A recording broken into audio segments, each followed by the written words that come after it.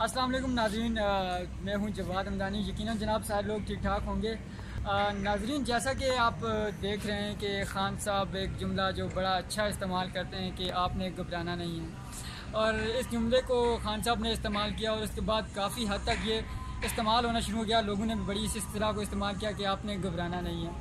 तो जब घबराना नहीं है तो ख़ान साहब ने चीज़ों की बड़ा करना शुरू कर दिया। महंगाई भी हुई, जो मामलात आते गए ख़ान साहब की ज़िंदगी में या ख़ान साहब की हुकूमत के दौरान के, तो लोगों ने हर जुमले के बाद ये कहा कि ख़ान साहब आपने घबराना नहीं है।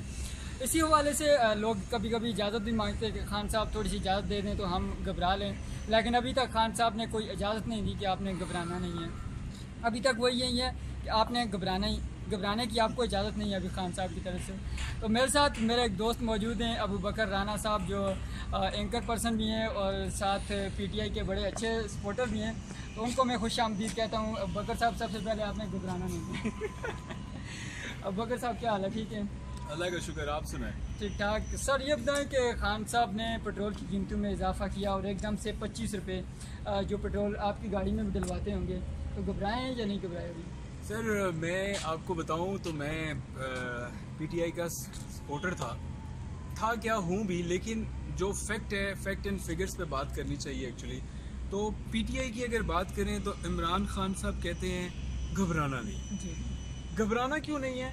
क्योंकि आपने जनवरी में कहा घबराना नहीं, आपने फरवरी में कहा घबराना नहीं, आपने मार्च में कहा घबराना नहीं, आप अभी तक कह रहे हैं घबराना नहीं। अभी अच्छा, 6 महीने हुए। 6 महीने हो गए। अच्छा, ये आप उस आवाम को कह रहे हैं घबराना नहीं जिसने आपको चंदा दिया, जिसने आपके डैम फंड में चंदा दिया, जिसने आपकी कोई भी किसी भी किस्म की आपने अगर आवाम से अपील की है तो उन्होंने आपको चंदा दिया। तो खान साहब कहते हैं कि मुझे शर्म नहीं आती है पैसे मांगते हुए अपने पाकिस्तानियों से। और दूसरी बात ये देखें आप कि ख्वाजा आसिफ ने बात की कि जिन्होंने सबसे एड इकट्ठी की आपने उनसे भी एड ले ली, पैसे ले दी साहब। हाँ, लेकिन एक चीज़ मैं आपको बताऊं, मैं यकीन करें, मैं छली वाला के पास खड़ा तो मैं उससे बात सुन रहा, तो वो कहता है कि मैंने 10 रुपये डैम फंड में दिए।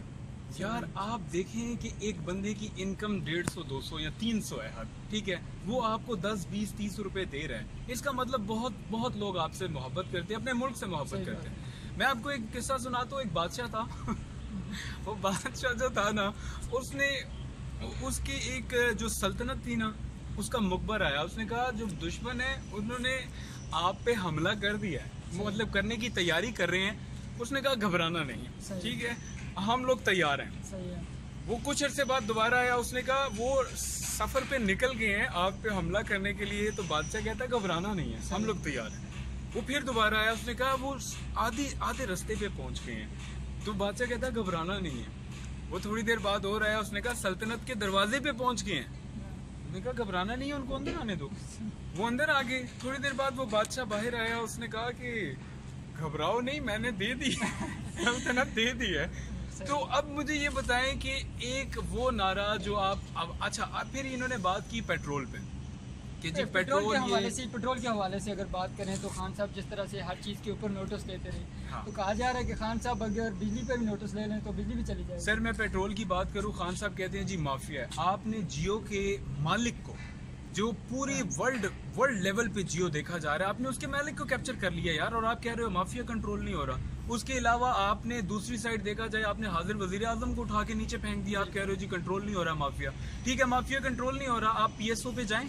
ये मेरी एडवाइस है खान साहब, आप पीएसओ पे जाएं। पीएसओ पे जाके 75 रुपीज लीटर आवाम के लिए पेट्रोल करें, देखें माफिया कंट्रोल होता है। जब उनको 75 रुपए पीएसओ देगा, वो माफिया अपने आप ऑटोमेटिकली कंट्रोल हो जाएगा। आप माफिया का सहारा क्यों ले रहे हैं? आप बिला वजह माफिया का सहारा ले रहे हैं। आप अपने पीएसओ को कहें 75 रुपीज लीटर पेट्रोल रखे, देखें फिर ये खुद ब खुद नीचे आ जाएंगे। लेकिन इन्होंने माफिया का कह के इन्होंने अवाम पे एक और, यार ये वो गरीब अवाम है जो आपको 10, 20, 30 हजार लाख आपको फंड्स दे जा रही है।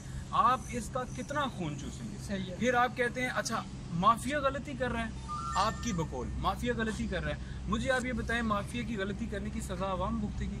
यार ये पब्लिक तो यूथ ने आपको बनाया। आप मुझे 22 साल आपके साथ रहे। एफपीएससी में नहीं, मैंने देखे हैं कि कितने लोग खुदकुशी करते हैं कि उनके नाम ही नहीं आते। तो ये सारे मामला है। नहीं तो इमरान खान को नियाजी क्यों कहते हैं? क्योंकि वो न्याज करते हैं। नहीं ऐसा नहीं है। न्याजी जो है वो मैं बड़ी रिस्पेक्ट करता हूँ उनकी, मेरे काफ़ी दोस्त न्याजी हैं। नहीं, इमरान खान को न्याजी क्यों कहते हैं? इमरान खान का ये हम कह सकते हैं कि इमरान खान का जो पर्सनल विजन है ना, इमरान खान इस बात पे अटल है कि मेरी नीयत। मैं आपको एक और वाक़या सुनाता हूँ मूसा अलैहिस्सलाम के दौर पर। अल्लाह ताला ने कहा मूसा अलैहिस्सलाम को कि आप फ़िरौन के पास जाएं और उसे कहें इस्लाम कबूल कर लें, ठीक है। मूसा के रब को रब मान ले, मैं आपको जन्नत दे देता हूँ। मूसा अलैहिस्सलाम ने कहा वो कहाँ मानेगा? अल्लाह ने कहा जाके कहो, लेकिन उसके मुशीरों से उसको कहना मशवरा नहीं करना। मूसा अलैहिस्सलाम ने जाके कह दिया फ़िरौन को। फ़िरौन ने कहा अच्छा। फ़िरौन ने मुशीर बिठा लिए। मुशीर बिठा के फ़िरौन ने कहा कि भाई मूसा कहता है मेरे रब को रब मान। वो कहता है मूसा तो कहता है हम आपको रब कहते हैं, आप हमें एक और रब की बता रहे हैं। तो अल्लाह ने मना किया मुशीरों से मशवरा ना करो। अब इनके मुशीर कुछ इस टाइप के हैं जो इनको इधर से कान पे अब देखिए, अब बात काफ़ी ज़्यादा है। अगर देखा जाए नवाज शरीफ की जान अब छोड़ देनी चाहिए ना। नवाज शरीफ अब मतलब आपको 5 साल दिए गए पेशावर में, आपने क्या किया? आप BRT बना रहे हैं ना वहाँ पे सर। BRT जो बन रही है आपको भी पता है, आप प्रैक्टिस करें वहाँ पे नहीं की, आप नवाज शरीफ के पीछे पड़ गए। चलें आपको अल्लाह ताला ने हुकूमत दे दी, आप पेशावर में एक चीज़, आप पेशावर के हवाले से अगर बात करें तो पेशावर में जो नैब का महकमा है उसे ताला लगा दिए थे इनकी अपनी गवर्नमेंट। नैब में? जी सर ये पेशावर के अंदर नैब की अगर बात की जाए तो नैब का इनका यही चक्कर है कि इन्होंने जो तरमीम ले आए थे ऑर्डिनेंस लॉ में कि जी नैब इस तरह सरकारी मुलाजमों को वो जो नहीं कर सकती, ये सब कुछ खान साहब की जो है इजाज़त से हो रहा है। जी। माफिया छोड़ दें, जियो का अगर मालिक कैप्चर हो सकता है ना तो ये माफिया भी कैप्चर हो सकता है। तो बिल गेट को बिल गेट्स क्यों कहते हैं? गेट के नीचे से बिल आता है। बहुत शुक्रिया जी अबू बकर भाई, और बड़ी अच्छी गपशप रही आपके साथ। और मेरे साथ एक और दोस्त मौजूद हैं, असद साहब। असद साहब जो पश्तो स्पीकिंग है और मर्दान से इनका ताल्लुक है। तो अब आप घबराए तो नहीं है अभी तक? क्योंकि खान साहब ने कहा घबराना नहीं है। बस खान साहब कहते हैं तो फिर नहीं घबराएंगे। अभी तक आप नहीं घबराए? पेट्रोल 25 पे बढ़ गया सर। बस ये खान साहब के कारनामे और हमने अब इसको बर्दाश्त करना है, मजबूरी हमारी। ये आप कितने साल मजीद बर्दाश्त कर सकते हैं? वो जितना साल ये रह सकता है उतना साल बर्दाश्त कर लेंगे खान साहब। तो आप क्या कहते हैं, आपके हिसाब से खान साहब मजीद कितना अर्सा रहेंगे? जो उनके हालात हैं, जो कम काम कर रहे हैं, देखें जो पिछली 2 हुकूमतें रही हैं और उसके तनाजुर में देखा जाए तो ये वक्त पूरा करें। नहीं, खान साहब का अभी तक कोई एक अच्छा काम, क्योंकि आपका ताल्लुक भी कैपीके से है, तो कोई एक ईंट किसी जगह पे लगी हो, कोई नजर आई हो आपको गुजरते हुए?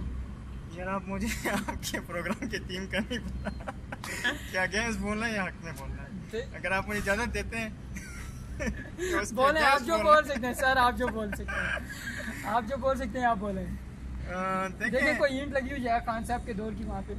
अच्छे काम की अगर बात की जाए तो कोई शक नहीं है कि अच्छे काम किए हुए हैं, लेकिन जिस तरह से खान साहब का वो एक विजन था ना, और जो बातें वो कर रहे थे तो उसके मुताबिक कोई चीज़ें नहीं हुई। मसलन एक मोटरवे का प्रोजेक्ट है इनका, समात मोटरवे का। जी। तो वो प्रोजेक्ट उन्होंने शुरू किया और जो उसके लिए जो टाइम फ्रेम था उस टाइम फ्रेम में वो नहीं हो सका।